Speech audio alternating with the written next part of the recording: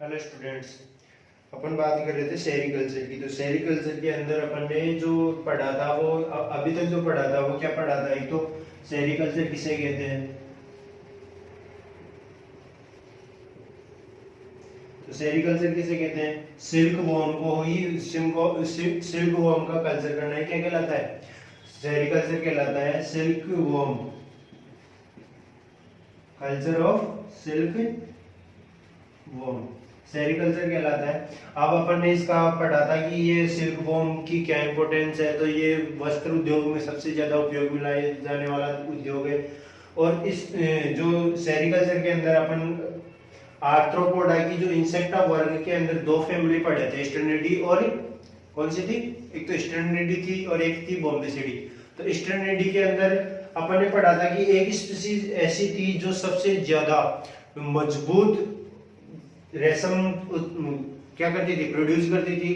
ठीक है, उस रेशम से क्या करता था, क्या बनाए जाते थे, मछली पकड़ने के जाल। तो ये वस्त्र उद्योग के साथ साथ कुछ अन्य उद्योगों में भी काम में आने वाली सिल्क होती है। ठीक है, अब बात कर रहे थे अपन आगे जो अपना लेसन छोड़ा था वो ये कह के छोड़ा गया था कि आगे जो अपन पढ़ेंगे वो किस पे पढ़ेंगे, बॉम्बिक्स मोराई पे। तो आगे जो अपन बात करेंगे वो किस पे करेंगे, बॉम्बिक्स मोराई पे।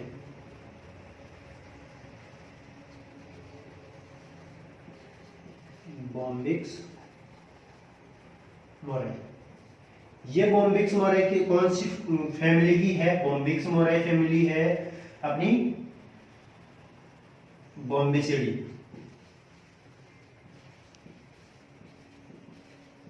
यही बताया था मैंने पिछली क्लास में, बॉम्बेसिडी। और इसका जो क्लासिफिकेशन देखा था अपन ने कि ये आर्थ्रोपोडा का है, क्लास इंसेक्टा है, लेपिडोप्टेरा इसका ऑर्डर है, और बॉम्बेसिडी इसकी फैमिली है।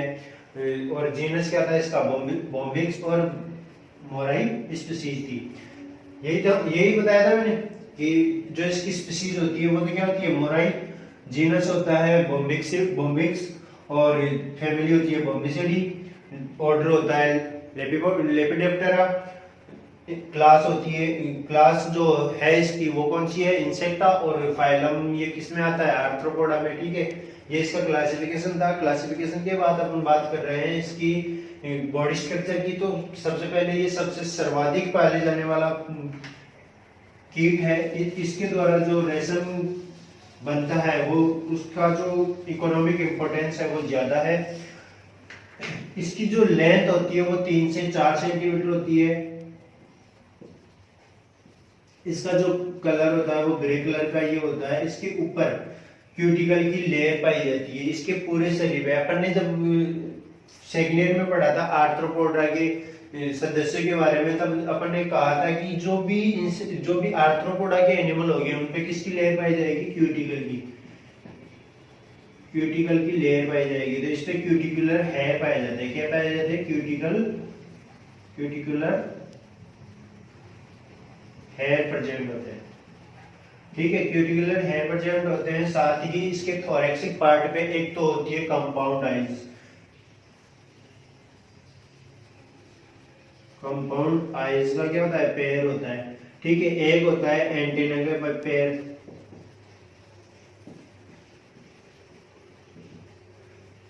इसके थोरैक्सिक पार्ट की बात कर रहे हैं अपन। और दूसरा एक होता है टू पेयर ऑफ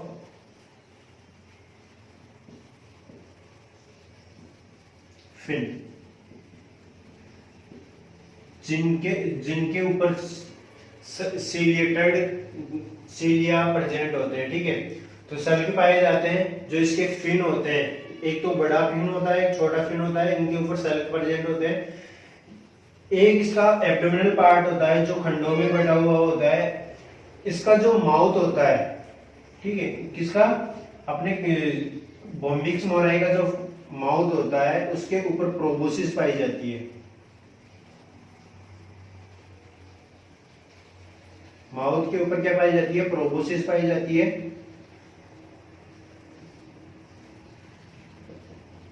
जो चूसने का काम करती है, जिसको अपन क्या कहते हैं हिंदी में, सूंड, प्रोबोसिस होती है। इसके अंदर जो सेक्सुअल फर्टिलाइजेशन की बात करते हैं तो ये यूनिसेक्सुअल होते हैं। यूनिसेक्सुअल कैसे कि मेल जो होगा वो अलग होगा, मेल बॉम्बिक्स मोराई, और female Bombyx mori.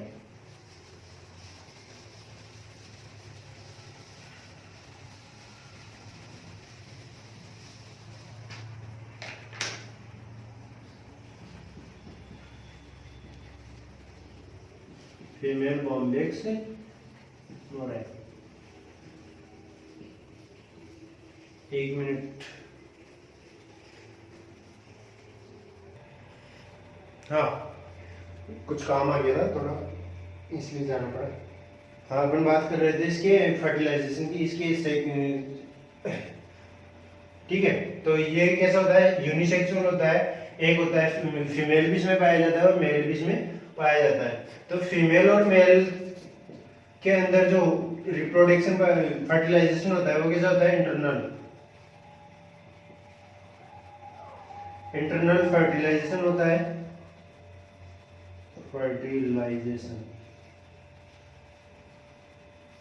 Internal fertilisation इसके अंदर पाया जाता है। फर्टिलाइजेशन के बाद जो फर्टिलाइजेशन हो जाता है उसके बाद ये 24 घंटे तक, सॉरी 24 आवर्स तक क्या करती है, जो फीमेल होती है वो एग देती है और 24 आवर्स के बाद एग देना बंद कर देती है। और जो ये एग देती है वो एग ये जो देती है वो मुलबेरी के प्लांट में देती है। किस पे देती है,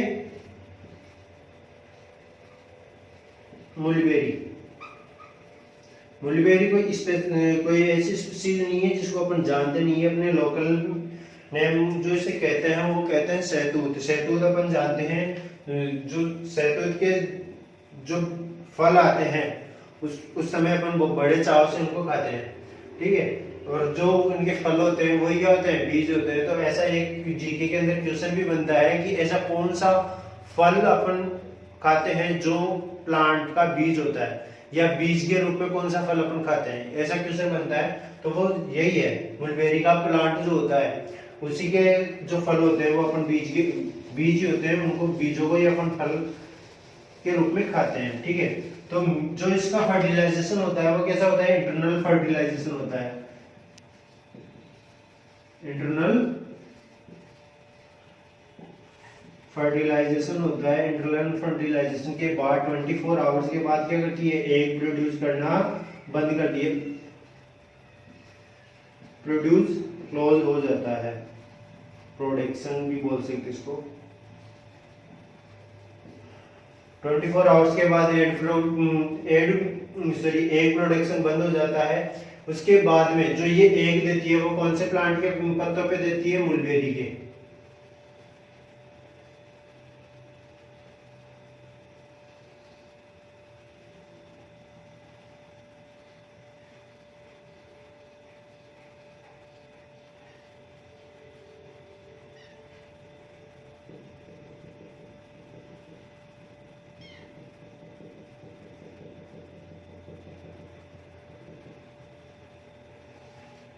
जिसके ऊपर जिलेटिन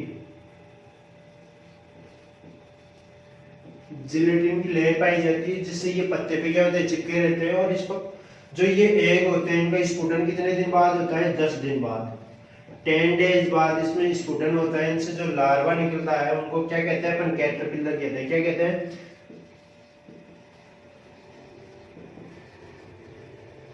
कैटरपिलर के नाम से इनको जाना जाता है। ये जो कैटरपिलर होते हैं ये जो एग से जब बाहर निकलते हैं तब इनकी साइज कितनी होती है, 40 से 50 mm।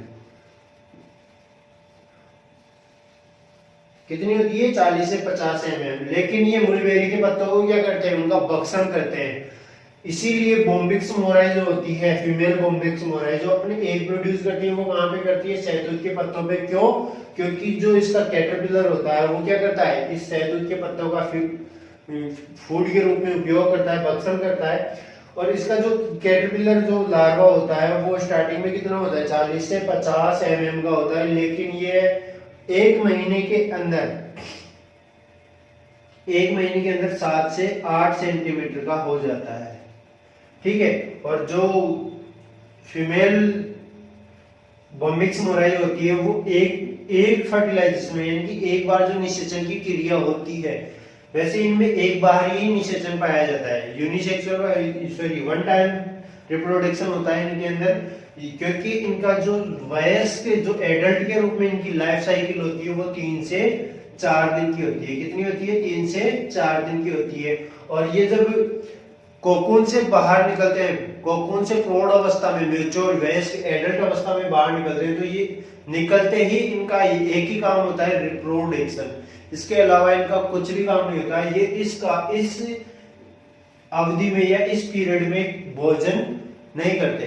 ठीक है, ये भोजन कौन सी अवस्था में करते हैं? कैटरपिलर अवस्था में ही भोजन करते हैं। और कैटरपिलर अवस्था में ये जब संतृप्त हो जाते हैं, संतृप्त का मतलब कि फूड इनको, उनका पेट भर जाता है, जिस और अधिक ना खाए। जैसे अपन कहते हैं ना कि आधी किलो पानी में इतनी चीनी घोले कि आगे नहीं घुल पाए। ठीक है, तो आगे नहीं घुल पाए यानी कि वो संतृप्त हो चुकी है। तो यही क्या होता है कैटरपिलर का, कि यही काम होता है कि वो इतना भोजन कर लेता है कि उसको और खाने की इच्छा नहीं होती। फिर वो क्या हो जाता है? इनएक्टिव फॉर्म में चला जाता है। इनएक्टिव फॉर्म में चला जाता है। उसकी जो थोरैक्सिक पार्ट होता है, किसका? कैटरपिलर का जो थोरैक्सिक पार्ट होता है, उसके ऊपर, उसके एंटेरियर टॉप पे एक ग्लैंड पाई जाती है, जो क्या करती है? एक श्लेष्मा स्रावित करती है। वो श्लेष्मा स्रावित कर हवा के संपर्क में आता है, क्या हो जाता है? सूख जाता है। ठीक है, और एक धागे का आकार ले लेता है, जिसके अंदर 5 लेयर फाइबर्स की होती है।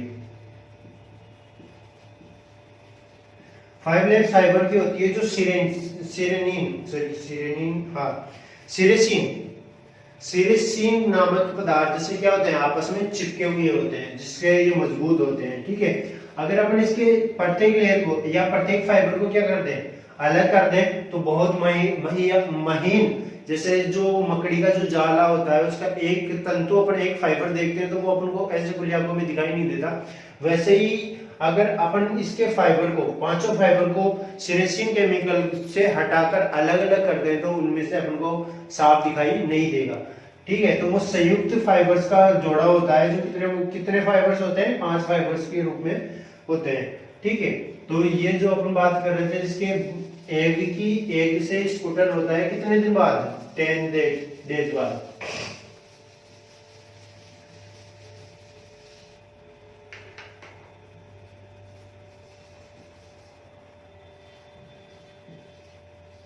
एग से क्या निकलता है? कैटरपिलर निकलता है, जिसका जो पार्ट होता है, जिसका जो शरीर होता है, कैटरपिलर का जो भाग, धड़ होती है ना, बॉडी होती है, वो 12 भागों में बटी हुई होती है। कितने भागों में बटी हुई होती है? 12 भागों में बटी हुई होती है।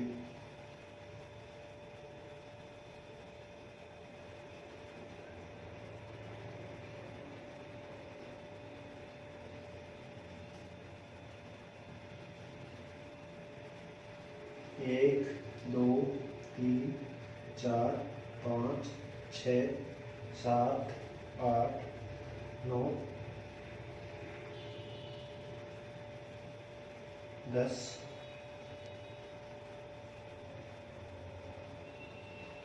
11, 1, 12।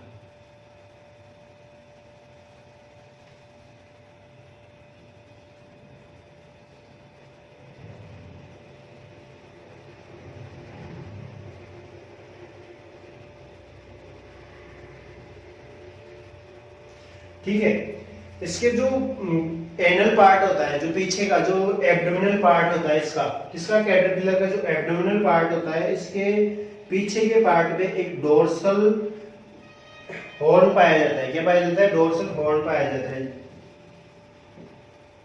डोर्सल हॉर्न पाया जाता है। ठीक है, और इसके जो थोरैक्सिक पार्ट होता है उसके ऊपर, इसके जो थोरैक्सिक पार्ट होता है उसके ऊपर 5 जोड़ी 5 पेयर ऑफ लेग्स पाए जाते हैं। कितने?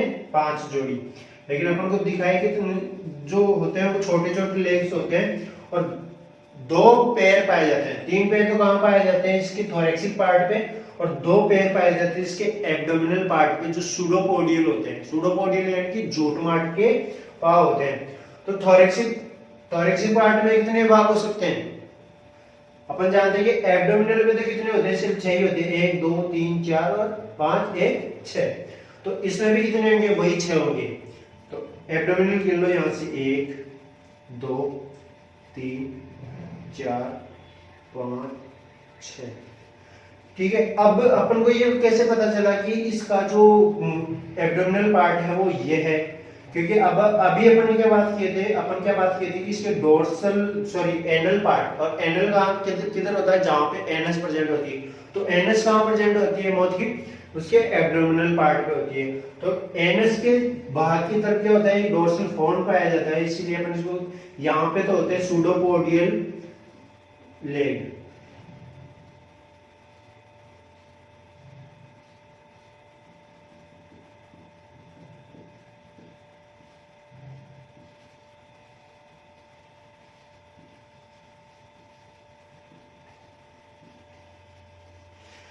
और इसके जो ये इसकी प्रोबोसिस है, जिससे ये क्या करता है? पत्तों का भक्षण करता है।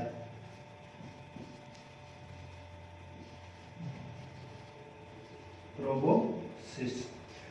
ठीक है। और यहाँ पे इसके 3 पैर किसके पाए जाते हैं? ट्रू पैर। ठीक है।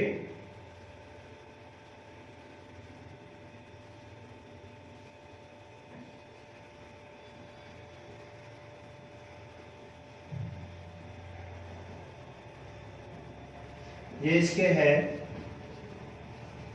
True leg. ये हो गया कैटरपिलर, जिसकी जो लाइफ साइकिल होती है, इसकी जो लाइफ साइकिल होती है ना, वो होती है 13 से 15 दिन लाइफ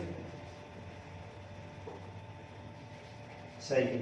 और ये इस लाइफ साइकिल में क्या करता है?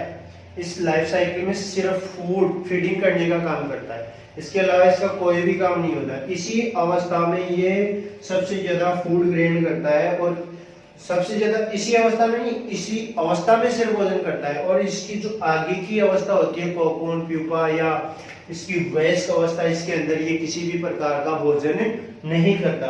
ये इसी अवस्था में भोजन करता है। और इसके जो यहाँ एंटेरियर थोरैक्सिक पार्ट में,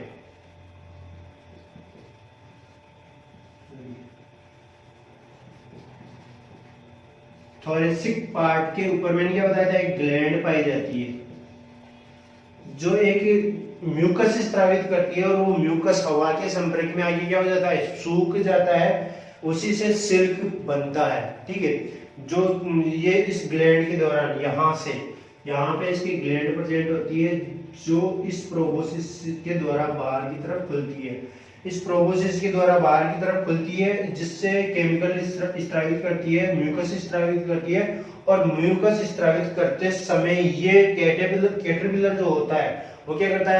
अपने माउथ को चारों तरफ घुमाता रहता है, जिससे इसका ये जो लार स्त्रावित करता है वो क्या करता है? इसके चारों तरफ लिपटना स्टार्ट हो जाता है।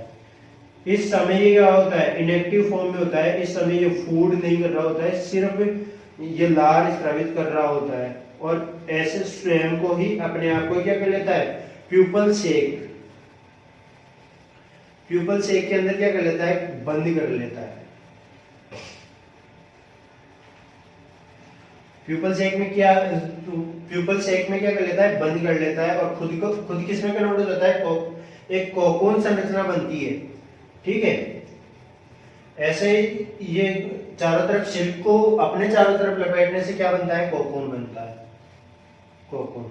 और इसका दूसरा नाम जो होता है वो कहते हैं इसको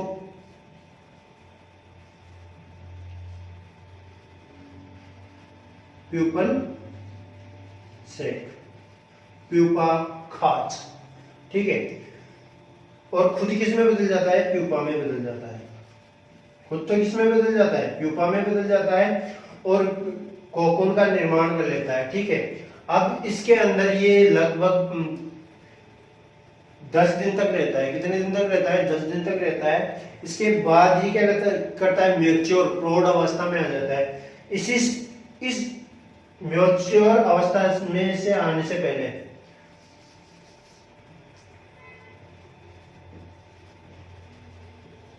मैच्योर अवस्था से में बनने से पहले क्या कर लिया जाता है, इस कोकून को, जो कोकून बनती है,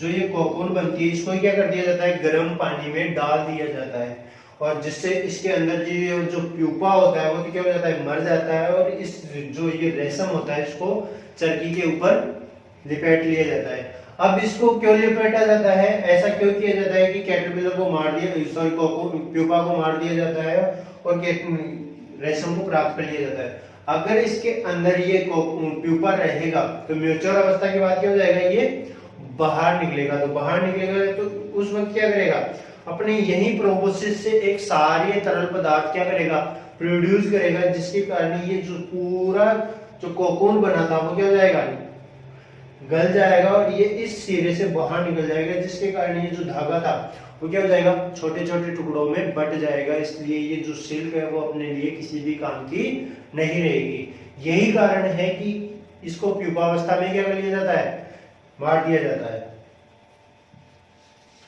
तो ये इसका कैटरपिलर। आगे इसका जो कोकून बनता है वो कैसा बनता है, कोकून बनता है इसका, ये अपने चारों तरफ क्या कर लेता है, कोकून मैंने बता दिया इस तरीके से ये कोकून बनता है।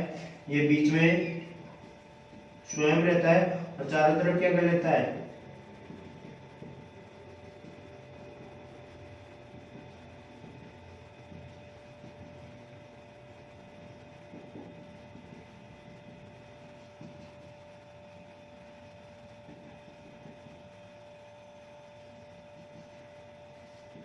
ये कोकून बनता है इसका ऐसा।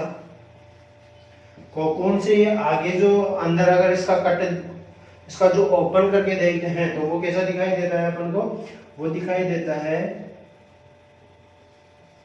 इसको थोड़ा डाउन कर लिया,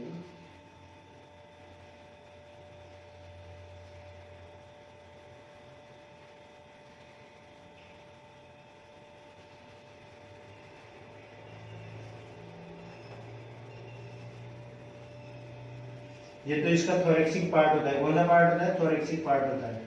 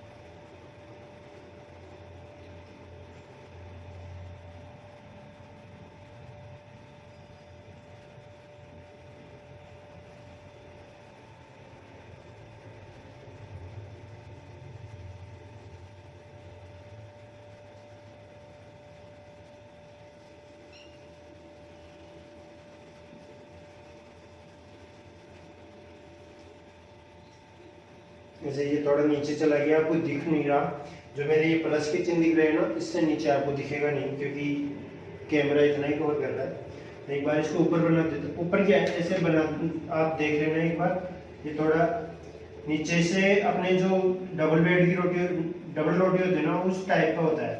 ठीक है, चलो मैं एक बार ऊपर ही बना देता हूँ इसको, आपको क्लियर दिखे।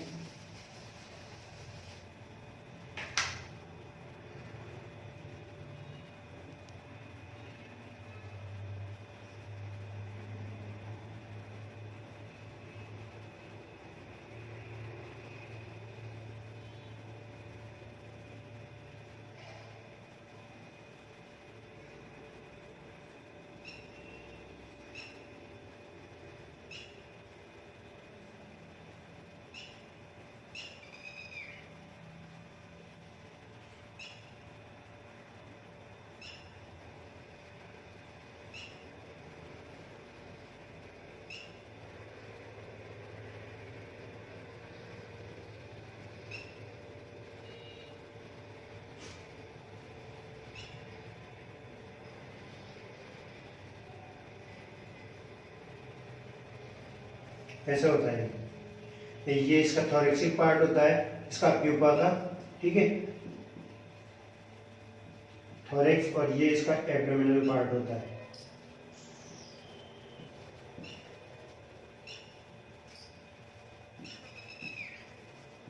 अब ये क्या करता है, इस पार्ट से क्या करता है, एक केमिकल स्थापित करता है जो सब जिसका माध्यम सारे होता है, जिसको क्या करता है, इस ये चारों तरफ इसके क्या लिपटा हुआ होता है, कोकून लिपटा हुआ होता है, रेशम लिपटा हुआ होता है, और ये अपन इसका काट देख रहे हैं, ठीक है, काट देख रहे हैं इसको। अगर अपन बंद कर दे तो इसके ऊपर भी क्या होगा, कोकून होगा।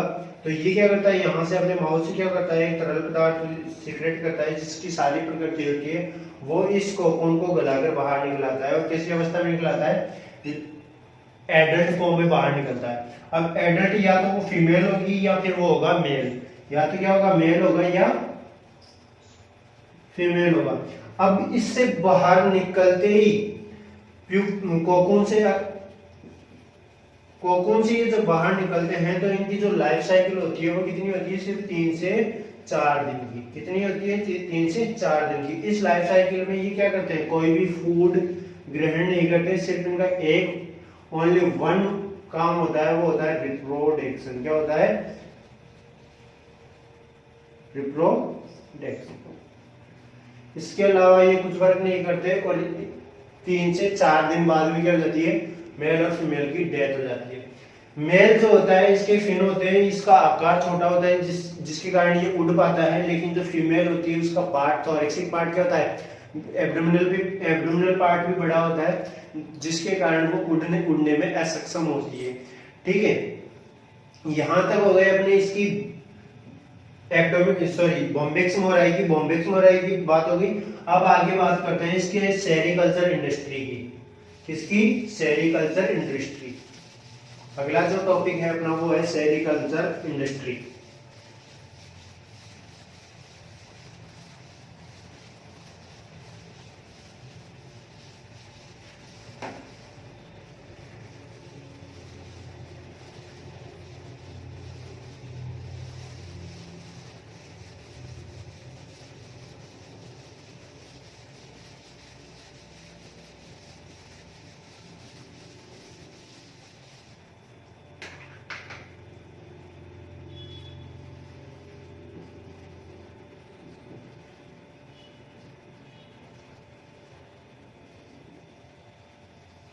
Sericulture industry. अब सेरिकल्चर इंडस्ट्री के बारे में अपन कहते हैं तो ये इसके अंदर अगर अपन सेरिकल्चर का पालन करते हैं तो अपन को बहुत चीजें की आवश्यकता होगी। लेकिन जब अपन पढ़ रहे थे वर्मी कल्चर, क्या पढ़ रहे थे, वर्मी कल्चर, तो इसमें अपन को कोई भी ऐसे महत्वपूर्ण आवश्यकता नहीं थी कि अपन को कोई ऐसे उत्तम वैरायटी की कोई प्रौद्योगिकी या कुछ तकनीक चाहिए होती है। लेकिन इसमें क्या होता है, बहुत आवश्यक चीजें ऐसी होती है जिनके बिना अपन इसका रेशम कीट का पालन नहीं कर सकते। तो सबसे पहले जो है वो मैं आपको मैन बता देता हूं।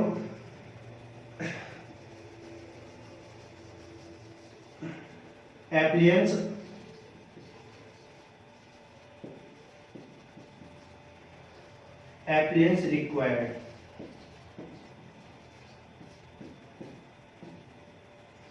ठीक है। एप्लियंस रिक्वायर्ड में अपन बात करते हैं तो सबसे पहले आती है सूटेबल पैलेस।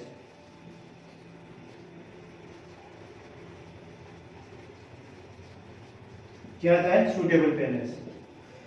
सबसे पहले तो अपन को ऐसे एनवायरनमेंट की आवश्यकता होगी सेरिकल्चर के लिए कि जहां पे सिल्क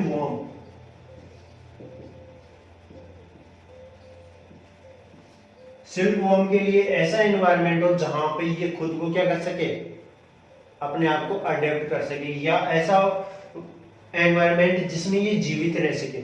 अपन ऐसा नहीं है कि इसको कोई, जैसे अपन बात करें कि एनिमल को 30 डिग्री सेल्सियस चाहिए, अपने इनसाइड जो सिल्क मोथ है उसको 30 डिग्री सेल्सियस चाहिए। अब आगे ले जाके इसको रख रहे हैं 40 डिग्री सेल्सियस में, तो ये जीवित नहीं रह पाएगा। सिल्क वॉर्म क्या हो जाएगा, खत्म हो जाएगा, जीवित नहीं रह पाएगा। तो इसीलिए सूटेबल एनवायरनमेंट चाहिए होता है।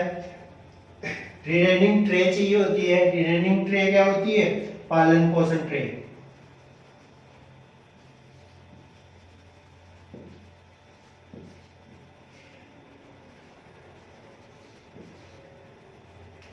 पालन पोषण ट्रे, जिनके अंदर इनका पालन पोषण किया जाता है। ठीक है, अगला जो टॉपिक आता है वो होता है कोकून ट्रे। कोकून ट्रेज, ये ट्रेज किस काम में आती है? जब कोकून बन जाता है, कैटरपिलर किस में बदल जाता है? कोकून में बदल जाता है।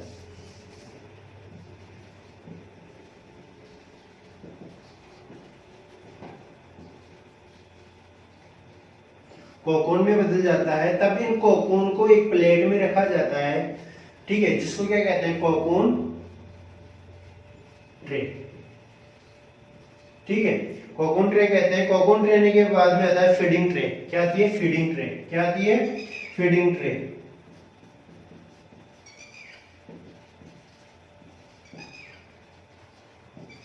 फीडिंग ट्रे किस काम में आती है? इनको फूड अवेलेबल करवाने के लिए। तो फूड किसको अवेलेबल करवाएंगे अपन? कैटरपिलर को। किसको करवाएंगे? कैटरपिलर को। तो सबसे पहले अपन को क्या चाहिए? फीडिंग ट्रे चाहिए होती है, जिससे क्या होगा? कैटरपिलर को क्या होगा? भोजन प्राप्त होगा। फिर भोजन कैटरपिलर किस में चेंज हो जाएगा? कोकून में। कोकून को अब ये तो है नहीं कि अपन फीडिंग ट्रे के अंदर ही रख दे। अगर फीडिंग ट्रे के अंदर रखेंगे तो अगला जो एग से कैटरपिलर निकल रहा है बाहर, उसको कहाँ रखेंगे? तो इसके लिए क्या होगा? अपन को जो फीडिंग ट्रेज है वो क्या चाहिए? खाली चाहिए। तो इस ट्रे को खाली करने के लिए अपन कोकून को कहाँ रख देते हैं? कोकून ट्रेज के अंदर। कोकून ट्रेज, फिर हो गया फीडिंग ट्रेज, फिर है रैक्स। ये दिखेगा नहीं, अब मैं यहाँ लिखता हूं रैक्स। अब ये रैक्स क्या चाहिए? अब अपन मान लो अपन को जो कोकून है, ठीक है, कोकून कैसे बनता है? कैटरपिलर अपने चारों तरफ अपने ही खुद की लार से अपन को क्या कर लेता है? खुद को स्वयं को क्या कर लेता है? बंद कर लेता है, जो कोकून बन जाता है। अब उस कोकून को अपन क्या कर लिए?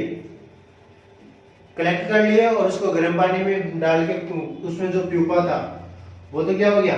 खत्म हो गया। प्यूपा तो खत्म हो गया और अपन को क्या मिल गया? सिल्क प्राप्त हो गया। इस सिल्क को प्राप्त करने के बाद में अपनी जो कोकून ट्रे थी, वो क्या चाहिए? खाली हो गई। तो उसको तो कहीं रखने की जगह है। ये तो है नहीं कि अपन फीडिंग ट्रे के अंदर रख दी, ऊपर रख दिए, या रिमेनिंग ट्रे के ऊपर रख दिए। ये तो है नहीं, ऐसा तो कर भी नहीं सकते। इसीलिए रैक्स बनी होती है, जिनके अंदर अपन सभी ट्रेस को क्या करते? रख देते हैं। इन रैक्स के अलावा जो अब रैक्स के आगे जो आती है वो आती है अपनी बास्केट्स। टोकरियां। ये टोकरियां किस काम में आती है? जो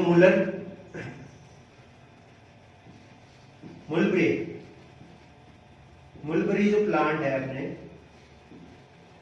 शहतूत के जो प्लांट है, उन प्लांट को क्या करना है? उस प्लांट की जो पत्तियां होती है वही तो क्या करती है? बोम्बिक्स मोराई।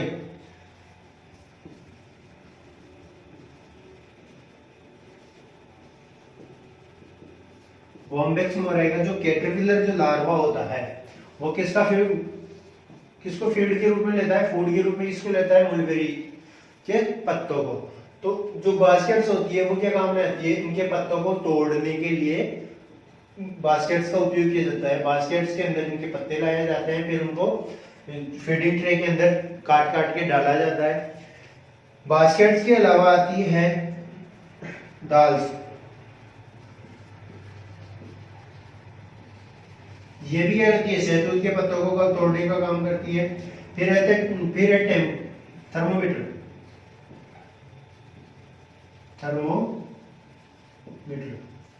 ये थर्मोमीटर भी क्या उनका टेम्परेचर, क्यों? अब अपन ने ये सबसे पहले बात की थी कि सूटेबल एनवायरनमेंट चाहिए होता है।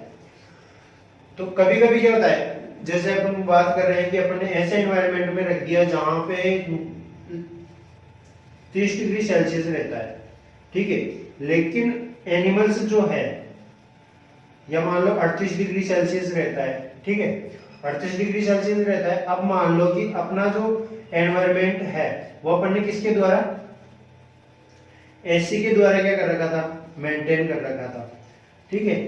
तो अब अपन को पता कैसे चलेगा कि बार बार अपन को उसका टेम्परेचर तो पता लगाना पड़ेगा कि कहीं 38 से ज्यादा तो नहीं हो गया, 38 से ज्यादा तो नहीं हो गया, या 38 से कम तो नहीं हो गया, ठीक है। कि अपना जो कैटरपिलर है वो तो अपन को जीवित चाहिए 30 डिग्री सेल्सियस पे, वो एक्टिव फॉर्म में रहता है, ठीक है।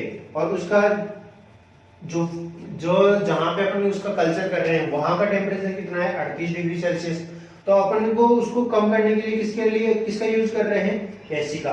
अब जो अपना जो वहां का एनवायरनमेंट है, अपना जो पहले से अपनी जो जगह का एनवायरनमेंट है वो कैसा होना चाहिए, या तो सॉरी 30 डिग्री सेल्सियस का वाला एनवायरनमेंट होना चाहिए। तो इसके लिए थर्मामीटर लगाना आवश्यक है, क्योंकि वहां के एनवायरनमेंट को बार बार चेक करना पड़ेगा। अगर इसका एनवायरनमेंट 30 डिग्री से भी कम हो गया तो वो खत्म हो सकते हैं, या 30 डिग्री से ऊपर चला गया तो भी खत्म हो सकते हैं। इसीलिए वहां पे थर्मामीटर की आवश्यकता होती है। ओम, अब ओम क्यों,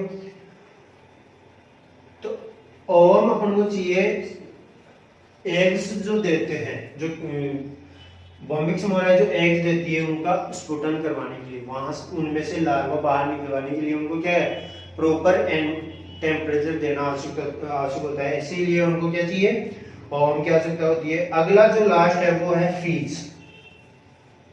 क्या है, फ्रीज।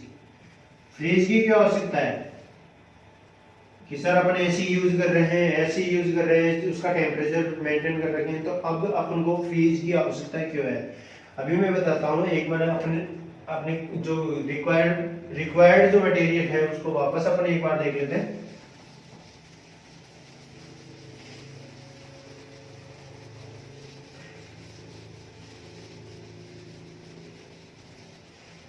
सबसे पहला अपना क्या था, रीरेनिंग trails, sorry suitable palace, suitable palace. उनके लिए एक उपयुक्त स्थान की आवश्यकता होनी चाहिए, आवश्यकता होती है। इसीलिए उनको एक उनके लिए सूटेबल, उनको सूट कर सके ऐसा एनवायरनमेंट वाला स्थान होना चाहिए। रीरेनिंग ट्रे होनी चाहिए अपने पास, जिनमें उनका पालन पोषण किया जाता है, इसका मोथ्स का या बॉम्बिक्स मोराई का, ठीक है। फिर है कोकून ट्रेज,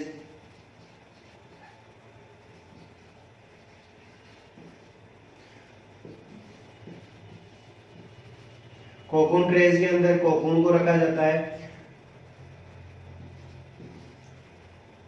ये क्या बताया था मैंने, फीडिंग ट्रे, क्या बताया था,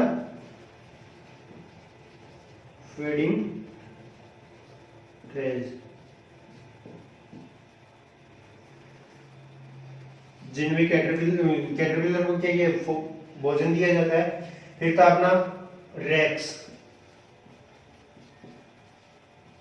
जिनके अंदर खाली ट्रे को रखा जाता है, और खाली ट्रे के लिए ही नहीं रैक्स नहीं बनते, इन जो कोकून ट्रेज है या जो अपनी फीडिंग ट्रेज के अंदर जो कैटरपिलर है उनको भी रैक्स के ऊपर रख दिया जाता है। और उनके एक, जैसे अपन बात कर रहे हैं यहाँ पे अपना एक ट्रे रखी हुई है जिसके अंदर क्या है, अपने कैटरपिलर है, ठीक है। अब ये कैटरपिलर का जो भोजन करते हैं और ये मल त्यागते हैं वो दूसरी ट्रे में नहीं गिरे, इसके लिए बीच में क्या लगा दिए जाते हैं, कुछ फिल्टर्स लगा दिए जाते हैं जिनके ऊपर ही उनका मल मूत्र रुक जाता है, ठीक है। ये हो गई, फिल्टर्स की आवश्यकता भी होती है। अब अगला है ये रैक्स, खाली प्लेटों को रखने के, ट्रेज को रखने के साथ साथ फीडिंग ट्रेज को भी, जिसके अंदर कोकून होते हैं, उनको भी अपन रख सकते हैं। और एक चीज होता है बड़े रूम्स, क्योंकि ये जो अपन इनका जो कल्चर करते हैं इनके लिए अपन को बड़े बड़े जगह चाहिए होती है, बड़ी बड़ी रूम्स चाहिए होते हैं जिनके अंदर हवा अच्छे से आ सके, स्मेल विहीन हो, यानी कि स्मेल वहां पे नहीं हो। तो सुटेबल एनवायरनमेंट हो गया, रीरेनिंग ट्रेज हो गई, cocoon trays, feeding trays, racks हो गई। रैक्स के बाद में क्या थी, बास्केट्स।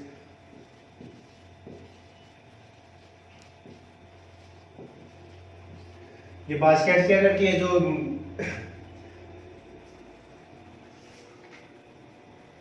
सॉरी जो डोलास है अपने डालास, इनके द्वारा जो पत्तियां, मुलबेरी की जो पत्तियां लाते थे इन बास्केट्स में काट काट के उनको डाल दिए थे। फिर है इस पे क्या था डाला, 8वें नंबर पे था हाइग्रोमीटर। ये जो मैं बताना भूल गया था, हाइग्रोमीटर। ये हाइग्रोमीटर क्या करता है, आर्द्रता को मापता है कि वहां पे कितनी नमी है। अगर आवश्यकता से ज्यादा नमी हो गई तो टेम्परेचर इनएक्टिव फॉर्म में भी जा सकते हैं। ठीक है, अगला है टेम्परेचर।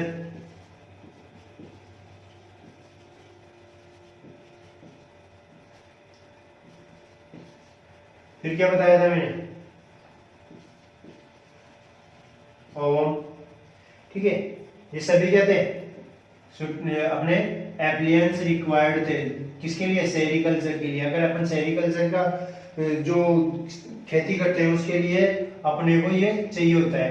इससे पहले मैंने क्या कहा था कि जो इसका जो मैनेजमेंट होता है या सेरिकल्चर इंडस्ट्री होती है, उसमें सबसे इन सभी बिंदुओं का ध्यान रखने के साथ साथ अपन को एक उत्तम किस्म की मोआ होती है, सड़क भी चाहिए होती है। ठीक है, बॉम्बिक्स मोराई भी कैसी चाहिए होती है, उत्तम किस्म की। मैंने स्टार्टिंग में बताया था कि एक तो होती है मल्टी वोलेटाइल, एक होती है यूनिवोलेटाइल, एक होती है बाई यूनिटाइल, बाई वोलेटाइल। एक बार मैं पॉज कर रहा हूँ, मेरे को फिर से कोई काम आ गया बाहर, तो मैं जाके आ रहा हूँ। आप इतने में ये बताओ, ये देखो कि मल्टी वोलेटाइल, यूनिवोलेटाइल और बाई वोलेटाइल क्या है। ठीक है, मैं आ रहा हूँ।